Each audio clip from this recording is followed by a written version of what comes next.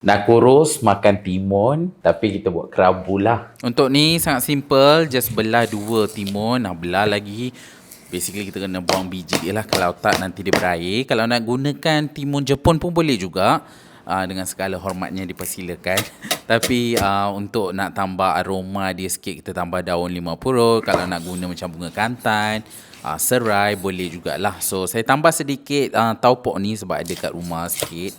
Tak nak membazir, masukkan je lah. Lepas tu cili padi untuk pedas, tambah tauge, tambah garam, tambah gula merah, and then sedikit jus limau nipis ya. And then kita gaul-gaul je. Ni makan kat rumah, tak payahlah nak pakai glove sangat ya.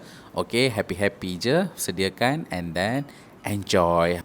Ni makan hari-hari, kurus korang. Ni salad orang Melayu. Jangan cakap mahal pula.